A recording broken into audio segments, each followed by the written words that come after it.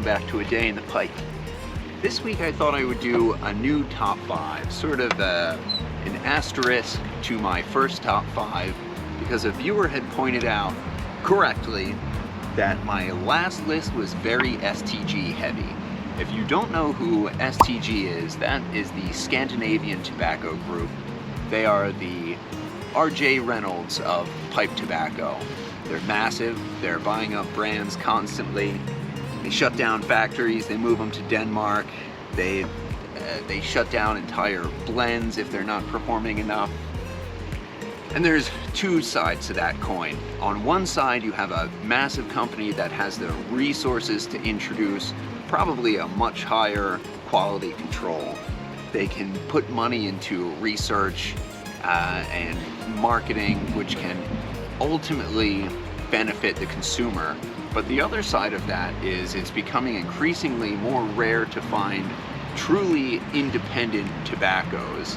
I, for one, had to dig through my cabinet for kind of a while. There were a lot of brands that I thought were independent, that the parent company of their parent company had been purchased by the Scandinavian Tobacco Group. So it's the independent brands that really push the envelope. They innovate things because the competition demands it. They develop new flavor profiles and they keep the hobby fresh and exciting. So it kind of is what it is, but I thought I would make a top 5 list that are specifically non-STG brands. So we'll take a look at 5 that I've got here and 2 bonuses, so stick around to the end for that. And we'll see if hopefully there's something in there that you haven't tried before and I can turn you on to a new tobacco.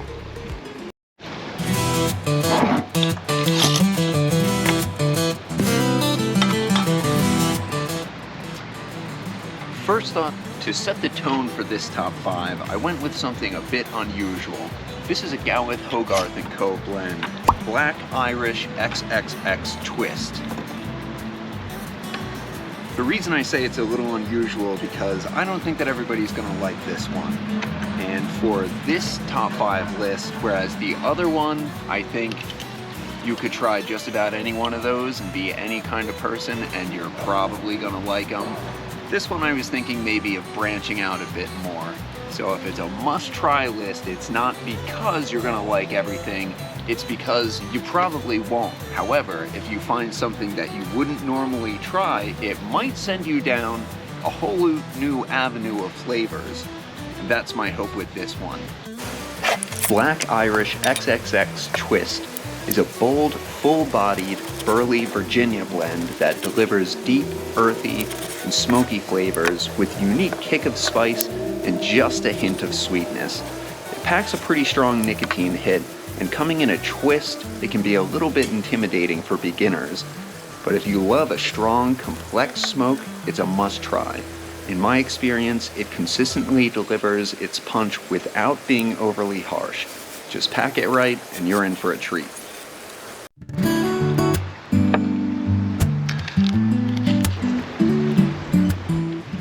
Next up, we have a German brand that until recently was not available in America. I had bought a few blends from this company, U Tobacco. When they first popped up, I was excited to try something new, and I like almost everything that I got. Now this is a shredded tobacco. It's a Balkan, by the way. This is a mixture of Latakia, fire-cured Virginias, Perique, and dark-fired Kentucky.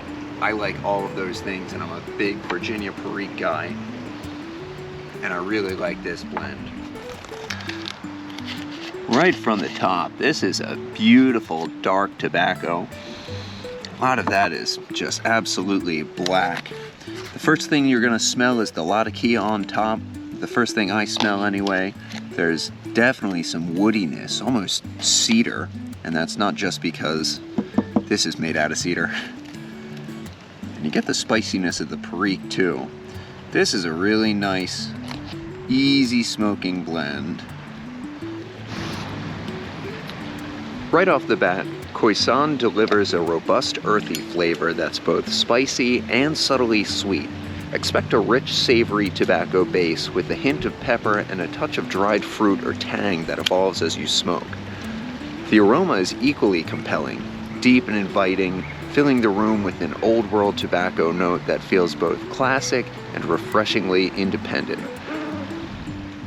With the right pack, you'll enjoy a steady, cool burn that lets you savor each nuanced layer of flavor without any unexpected harshness.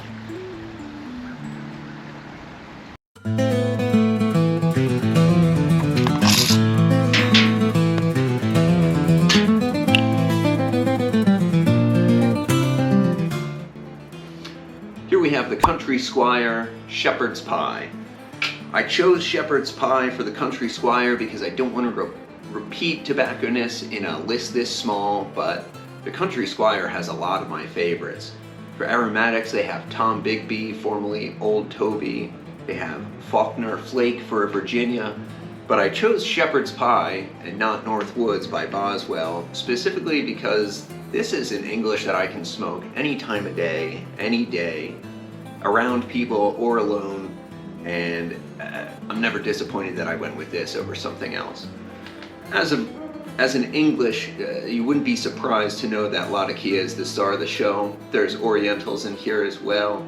You get some grassiness from the Virginia that's in here, some earthiness from the Burley, and there's Black Cavendish that leaves an excellent room note.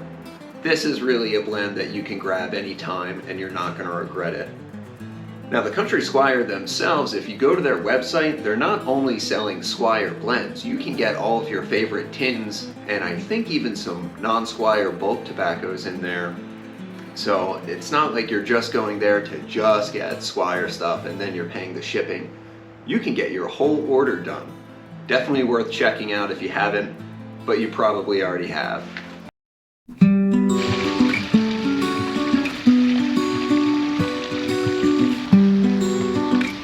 That'll bring us to Boswell's. This is going to be my aromatic entry for this list.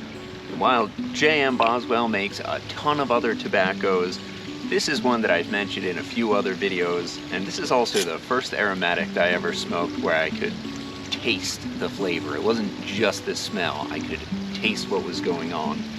Cherry in this case, and I think there's some vanilla under there and certainly some other stuff, but he doesn't say explicitly what it is. And J.M. Boswell, of course, is most famously a pipe artisan. He makes just exemplary work. They're not cheap, but you're gonna have a pipe that you'll have for the rest of your life if you want to. You've just gotta be quick enough on Mondays at 7:30 p.m. and you can grab one of these for yourself. Now, Boswell's like the Country Squire. It's not just Boswell tobaccos that they're selling on there. You can get tins of just about anything else that you need. So you can get your normal order and then you can also get your Boswell stuff on top of it. He makes a lot of sampler packs, aromatic samplers, holiday or seasonal samplers, English, non-aromatics. And that's actually how I got turned on to this in the first place. So if you were looking for maybe a substitute to Colt Blood Red Moon, which of course is an STG brand, Boswell Sweet Dreams is definitely one to reach for.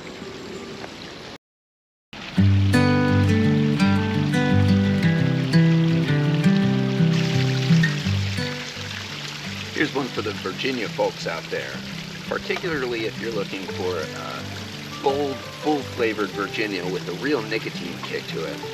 This is Rat Ray's Howl of the Wind, and it's not your typical light, grassy Virginia. It's got a deep, bready sweetness, dark fruits, tangy citrus zest to it, and a little bit of a peppery spice for a kick.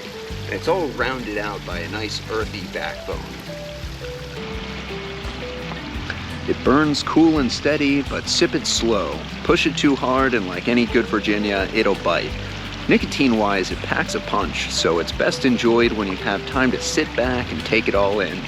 If you're into strong, complex Virginias like Peterson's Irish Flake or Full Virginia Flake, you'll probably love this one. Definitely not an all-day smoke, but when I'm in the mood for something rich and satisfying, Howl of the Wind delivers.